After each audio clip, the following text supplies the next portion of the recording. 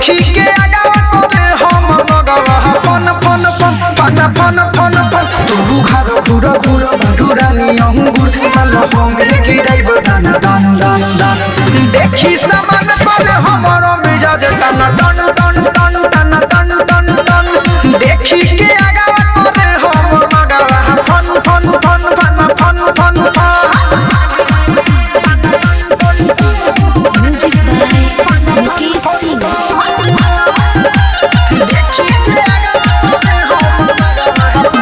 थोड़ी हवे के अंगूरी रानी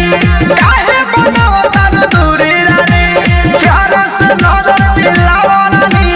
होई न कोनो परेशानी रानी ए हो थोड़ी हवे के अंगूरी रानी काहे बनाव तर दूरी रानी प्यार से नजर मिलावा रानी होई न कोनो परेशानी रानी को दिल जब घायल बजाइए के पायल कौआ में अपना छम छम छम देखी समान करे हमरो मिजाज तन तन तन तन तन तन तन तन देखी के आगा करे हम बगवा फन फन फन फन फन फन म्यूजिक बाय मुकेश सिंह। शुरू से शुरू करे दा दोनों जुबानवा धरे दा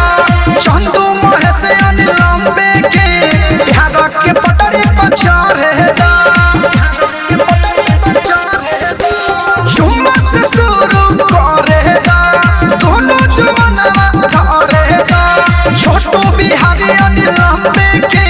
प्यार के पटरी पर चढ़े दा हम बानी तो ही यार तनी करे दो प्यार हाथ छुए दे अपन बदन दन दन देखी समान करे हमरो मिजाज टन टन टन टन टन टन टन टन देखी के आगा करे हम बगवा फन फन फन फन फन फन फन तू घर घुर घुर मधुरानी अंगूर माला हमें गिराई बदन दन दन दन देखी समान करे हमरो मिजाज टन टन टन टन टन टन टन टन देखी के आगा करे हम बगवा फन फन फन